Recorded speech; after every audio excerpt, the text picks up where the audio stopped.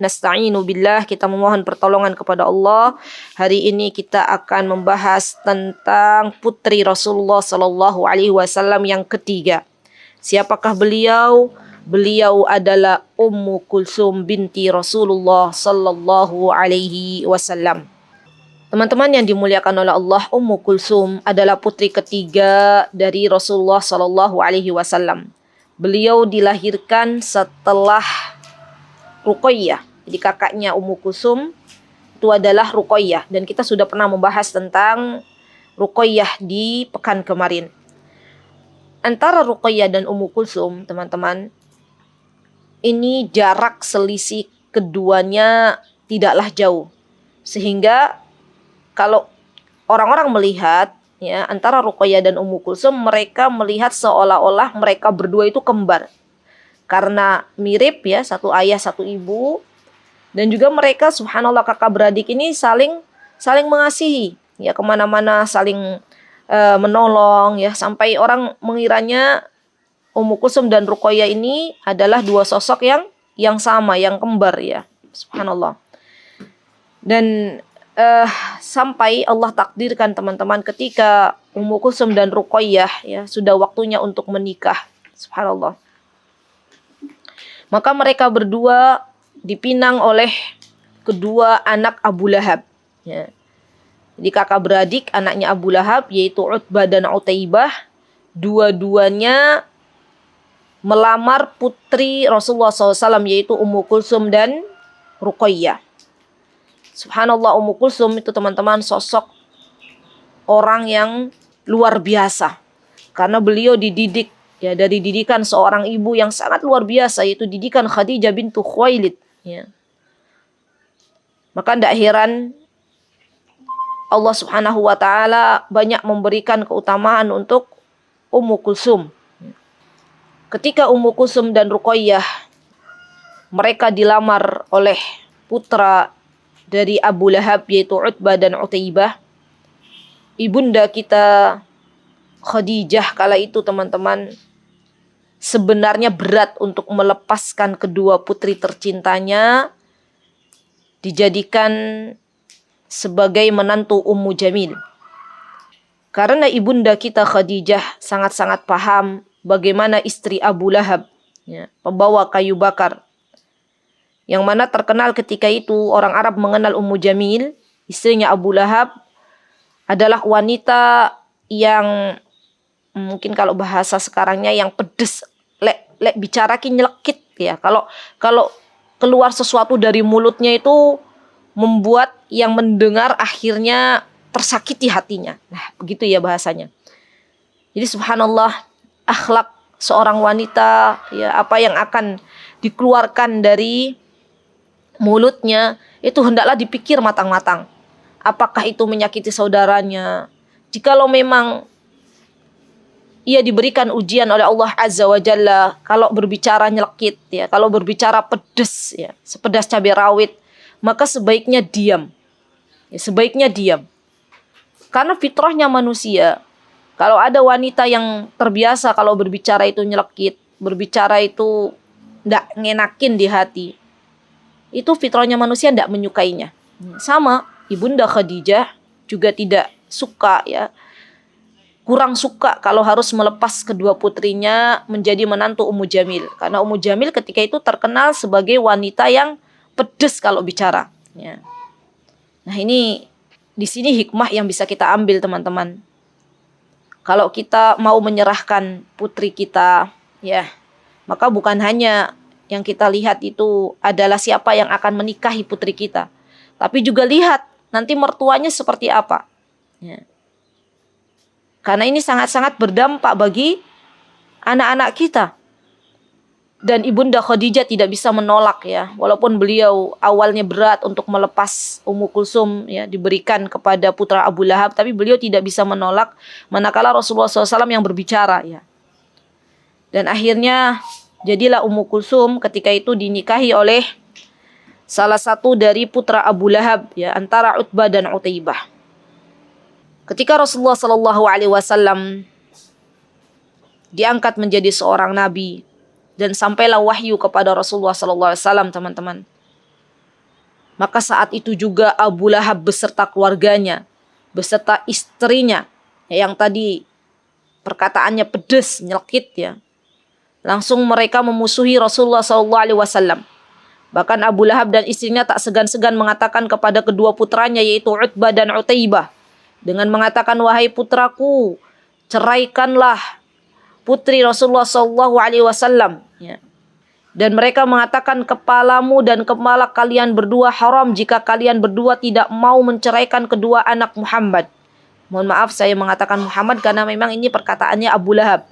Kata Abu Lahab, wahai putraku Utbah dan Utaibah, kalau kamu masih menjadikan Ruqayyah dan Ummu Kulsum sebagai istri kalian berdua, maka kita tidak lagi bertemu. Nah, intinya begitulah, mengancam putranya agar menceraikan istri-istrinya. Maka Utbah dan Utaibah pun akhirnya menceraikan Ummu Kulsum dan Ruqayyah, dan Ummu Kulsum ya kembali kepada keluarga besarnya, yaitu keluarga Khadijah bintu Khuwailid dan Rasulullah SAW, dan ini adalah yang terbaik dari Allah subhanallah. Dan tinggallah akhirnya teman-teman Ummu Kulsum menjadi seorang janda ya. Dan subhanallah, ketika itu Allah takdirkan ketika Ummu Kulsum menikah dengan salah satu putra dari Abu Lahab, ketika itu Ummu Kulsum belum digauli oleh putra Abu Lahab. Ya, jadi masih ori ya. Walaupun sudah akad tapi masih ori ya, Masya Allah. Nah, Ummu Kulsum akhirnya kembali ke keluarga besarnya. Dan ketika itu beliau bersama adiknya yaitu Fatimah ya berada di rumah Nabi kita Muhammad SAW di Makkah. Karena kakaknya yang bernama Zainab sudah menikah dengan Abul As. Ya. Dan kakaknya yang bernama Ruqayyah ketika itu sudah menikah dengan Utsman bin Affan. Dan subhanallah, Ummu Kulsum ini termasuk teman-teman anak yang sangat-sangat berbakti kepada ibundanya, yang merawat ibunya sampai ibunya menghempuskan nafas terakhir ya, kembali kepada Allah Azza wa Jal. Kita tahu bahwasanya ketika itu kaum mukminin ya menghadapi ujian yang sangat berat. Di antaranya adanya pemboikotan ya. Dan menjadikan ibunda kita Khadijah kala itu akhirnya mengalami sakit-sakitan. Nah, yang merawat ibunda Khadijah di antaranya adalah Ummu Kulsum. Jadi Ummu Kulsum itu penanggung jawab merawat ibunda kita Khadijah, dan juga dia punya adik kecil yang bernama Fatimah. Subhanallah, dewasa sekali Ummu Kulsum. Ya, di usianya yang masih belia ya, di usianya yang belum sepuh, beliau harus mengurusi adik, ayah dan ibunya sekaligus. Beliau dengan ketelatenannya mengurus ibunda tercintanya Khadijah bintu Khuwailid ya. Sampai akhirnya ibunda Khadijah bintu Khuwailid ya kembali kepada Allah Azza wa Jal. Dan Ummu Kulsum harus mengurusi adiknya yang bernama Fatimah ya dengan penuh kesedihan. Kita tahu teman-teman, di tahun ke-10 ya setelah bi'tsah, di tahun 10 kenabian, Allah Azza wa Jalla memanggil orang-orang yang Rasulullah SAW cintai, yaitu Khadijah bintu Khuwailid dan paman beliau Abu Talib. Dan ini membuat keluarga besar Rasulullah SAW bersedih, karena mereka berdua adalah orang-orang yang sangat-sangat membela Rasulullah SAW. Setelah kepergian Khadijah bintu Khuwailid dan Abu Talib, tinggallah Rasulullah SAW di kota Makkah. Penindasan demi penindasan, kedoliman demi kedoliman yang dilakukan oleh orang-orang Quraisy kepada keluarga besar Rasulullah SAW dan kepada para sahabat radhiyallahu anhum jami'an semakin hari semakin luar biasa. Maka saatnya Rasulullah SAW ketika itu diperintahkan untuk hijrah ke kota Yathrib. Dan Rasulullah SAW mengambil teman yang dijadikan sebagai teman hijrahnya, yaitu Abu Bakar As-Siddiq radhiyallahu an. Pergilah Rasulullah SAW berdua dengan sahabat beliau yang tercinta, yaitu Abu Bakar, ke Yathrib. Dan tinggallah Ummu Kulsum bersama adiknya yang tercinta Fatimah ya di kota Makkah.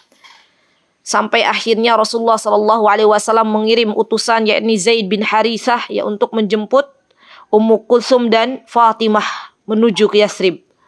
Jadi sebelumnya Ummu Kulsum dan Fatimah itu teman-teman, ya, ketika itu mereka berdua berada di kota Makkah, ya. Ayahnya sudah duluan pergi ke kota Madinah, ke kota Yathrib.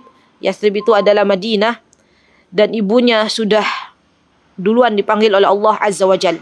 Nah, ketika tahun kedua Hijriah, ya, ketika perang Badar berkecambuk, kita tahu bahwasanya ketika perang Badar itu terjadi pada tahun 2 Hijriah di bulan Ramadan, maka Allah berikan kemenangan kepada kaum muslimin. Dan berita gembira pun sampai kepada Utsman bin Affan, yang kala itu Utsman bin Affan sedang mengubur jenazah istri tercintanya, yaitu Ruqayyah. Jadi Ruqayyah itu meninggal dunia tepat dengan kemenangan kaum muslimin dalam peperangan Badar di tahun 2 Hijriah. Maka tinggallah Utsman menjadi seorang duda, ya, yang ditinggal oleh Ruqayyah. Ya.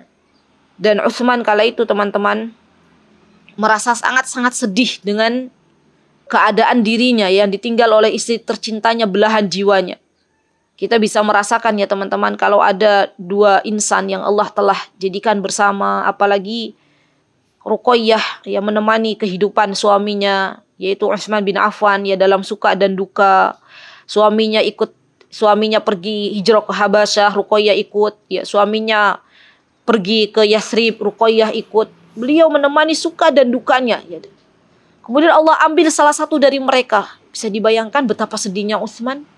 Sampai-sampai saking sedihnya Utsman, teman-teman, kala itu datang Umar mengajukan proposal agar Utsman menikahi putrinya yang bernama Hafsah. Mengatakan kepada Utsman, "Ya Utsman, maukah engkau nikah dengan putriku yang bernama Hafsah?" Apa jawaban Utsman ketika itu? "Wahai Umar, saat ini saya belum sanggup untuk melupakan istri tercintaku, yaitu Ruqayyah." Ya, subhanallah. Suami yang sangat mencintai istrinya, kala ditinggal oleh istrinya, dia tidak langsung menikah dengan wanita lain. Masih teringat kenangan manis bersama istrinya, bagaimana cintanya istrinya kepada Utsman bin Affan. Sampai-sampai ketika Umar mendengar bahwasanya Utsman menolak putrinya, ya, dan itu membuat Umar akhirnya mendatangi Rasulullah SAW, ya, dan curhat kepada Rasulullah SAW, mengadu apa yang telah dilakukan oleh Utsman dengan penolakan, ya, kepada putrinya. Maka Umar pun mengatakan kepada Rasulullah SAW, "Ya Rasulullah, ya, aku mengadukan apa yang telah menjadi keputusan Utsman untuk menolak putriku yang bernama Hafsah." Subhanallah. Kita lihat jawaban Rasulullah SAW yang beliau memiliki akhlak yang sangat-sangat indah. Apa jawaban beliau kepada Umar? Subhanallah, ya. Allahumma salli ala Muhammad wa ala ali Muhammad. Kata Rasulullah SAW, "Wahai Umar, Hafsah akan dinikahi oleh orang yang lebih baik daripada Utsman. Dan Utsman akan menikah dengan wanita yang lebih baik daripada Hafsah." Kala itu, Ummu Kulsum berada di dapur dan mendengar percakapan antara Rasulullah SAW dan Umar.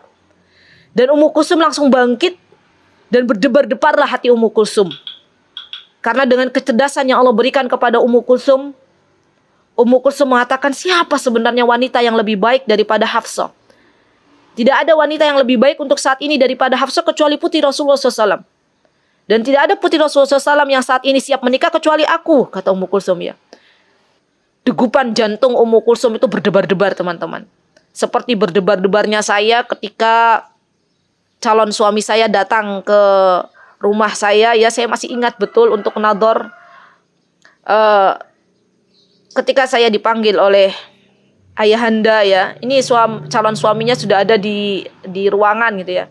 Saya ketika itu berdebar-debar, saking berdebar-debarnya jantung saya, ya. Ini saya bisa membayangkan bagaimana berdebarnya Ummu Kulsum. Saya waktu itu pakai kacamata, teman-teman. Dan saya yakin bahwasanya jalan itu lurus, ternyata saking berdebar-debar jantung saya nabrak tembok, kacamata saya, kacanya terbelah jadi dua, ya. Nah, itulah keadaan seorang wanita, ya, ketika mendengar akan datang seorang yang melamar, itu berdebar-debarnya, Masya Allah, ya, tidak bisa dibayangkan. Nah, kemudian ketika itu benar, Rasulullah SAW memanggil Ummu Kulsum, ya. dan mengatakan bahwasanya Utsman akan melamarmu. Ini langsung tambah berdegap ya jantung Ummu Kulsum. Dan Rasulullah SAW mengatakan kepada Umar, wahai Umar, sesungguhnya aku yang akan melamar putrimu Hafsah. Masya Allah ya, Umar pun bahagia. Jadi yang bahagia saat ini bukan hanya Ummu Kulsum, tapi Umar juga berbahagia karena punya menantu yang luar biasa, yaitu Rasulullah SAW. Maka akad nikah pun ya dilaksanakan antara Ummu Kulsum dan Utsman bin Affan. Masya Allah. Dan pada hari itu juga Utsman bin Affan dikenal dengan julukan Dzunnurain.